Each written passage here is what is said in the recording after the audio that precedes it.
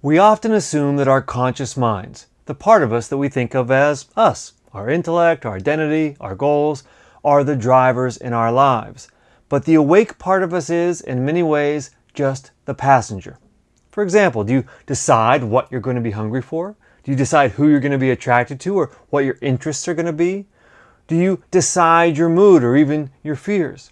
Well, in most cases, the answer is obviously no. These things drive us. And though they are us, they remain a mystery to us. So who or what is driving? Where are they driving and why? And how do we convince them to drive us where we'd like to go? Hello, I'm David Peters and welcome to Efficient Wisdom, where I collect helpful ideas for life from the worlds of psychology, philosophy, science, and ethics, and then do my best to boil them down into t-shirt-sized statements. Today we're talking about the subconscious mind. So I'm wearing one of my favorite EfficientWisdom.com shirts, 95% unconscious impulses and 5% rationalization of unconscious impulses.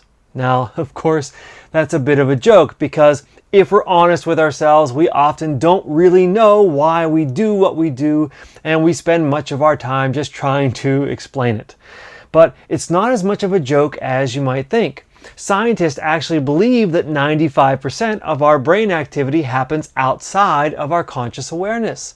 That means that as you walk around your life, you're pretty clueless about 95% of what your brain is doing. Now, sure, part of that is beating your heart or digesting your food, and that accounts for some of that number, but 95%? So, what the subconscious mind is after and why, I'll get into in another video. That's a huge subject. Right now, I want to focus on the how. How do we get the 5% into more of a leadership role in your life instead of just being occupied rationalizing and explaining the actions of the 95%? And nothing does that better than a helpful metaphor. So, let's unpack a new metaphor.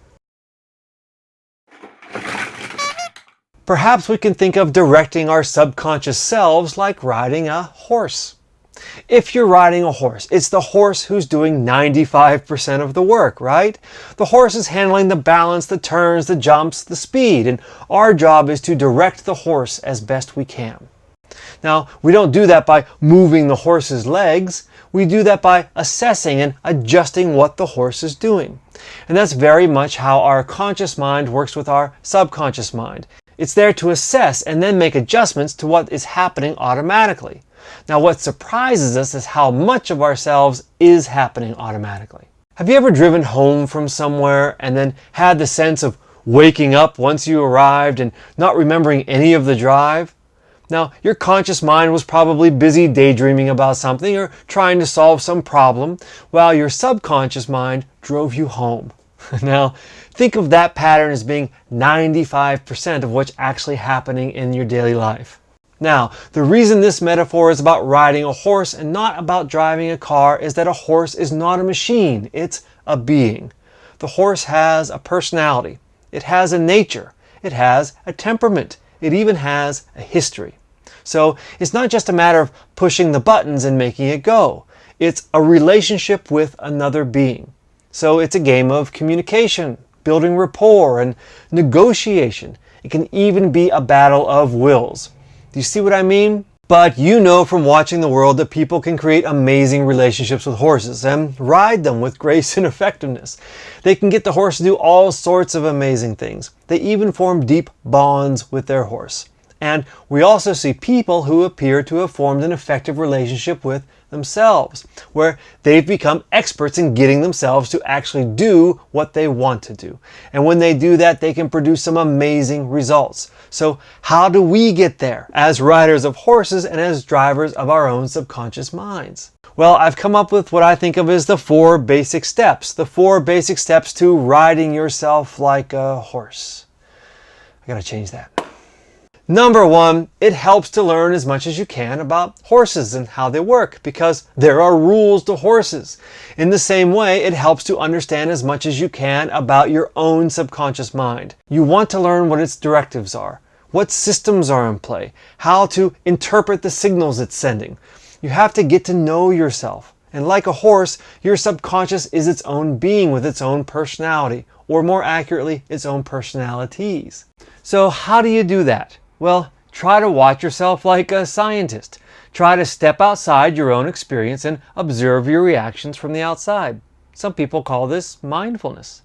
Become a researcher researching you. Look for patterns. Revisit any time you surprised yourself. One of the great parts of having a coach is that they ask you questions that you may not have been asked before, or at least not been pushed to answer completely. Talking with somebody else can really help in illuminating patterns that you can't see.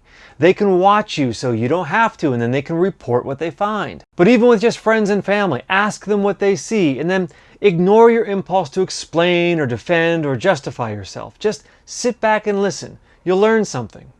So number 2, then you have to climb up on this big horse, because learning to ride a horse requires you ride a horse, not just read about it. You seek to add experience to your intellectual knowledge. You have to agree to take on the intimidating challenge of pitting your little 5% against the much bigger 95%. And of course there's some danger in that, because the first time you try to ride a horse, the horse is 95% in control of the situation. You don't know how to predict what's going to happen, let alone control it.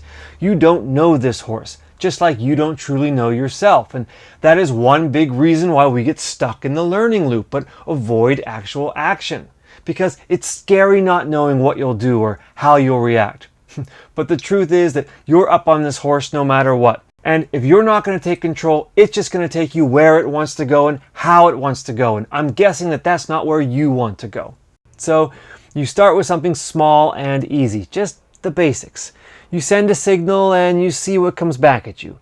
You make some mistakes, you stumble upon some little successes, and maybe you find some patterns. And that's how it plays out in every new skill you develop, or in every new step into the unknown you take.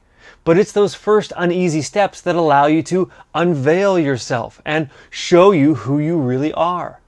Hard work is only partly about labor. It's also about facing these uncomfortable explorations. Number 3, then, like with anything in life, you practice. You spend time internalizing and habitualizing skills. So as you train yourself as a rider, you're also training the horse. In other words, your 5% slowly trains the 95%, which then makes that process automatic and invisible, like the rest of the 95%. So then number 4, hopefully practice brings with it some measure of confidence. And we've all heard that horses respond to your confidence, as does your subconscious mind. Your certainty informs the rest of you that you might actually know what you're doing, and then your subconscious mind is far more likely to hand over trust to you. So once you have confidence and increased control, well, that's when you can start to ride with grace and effectiveness. And this is one reason why people find confidence so attractive. It's a sign of belief, and belief is a big part of self-control, and self-control is a predictor of success. Okay, so just remember that as you walk through life, the awake part of you is only 5% of the whole, a rider on the 95%. Its own being with its own nature, personality, and goals that are not always in line with your conscious goals. And it's not just a matter of simply pressing the right buttons. To gain influence over yourself, understanding must be gained. Relationships have to be formed. Trust must be earned. Skills must be developed and habitualized. And you have to keep practicing until you develop some confidence.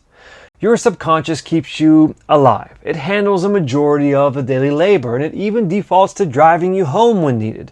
But it's only the practiced, confident direction of the conscious that can lead you to thrive. One small, nuanced redirect at a time.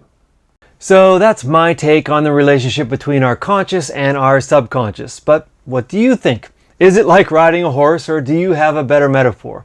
What are some ways you found to work with the hidden parts of you? I hope you found some value in this video, and as always, I invite you to like, subscribe, share, and comment. And if you feel like you could use some direct help implementing these ideas, well, I am a coach, so please feel free to reach out to me directly. If you're a fan of t-shirts, you can find this shirt and many more like it at efficientwisdom.com. As always, thank you for watching. I'm glad you're here, and I hope to see you on the next one.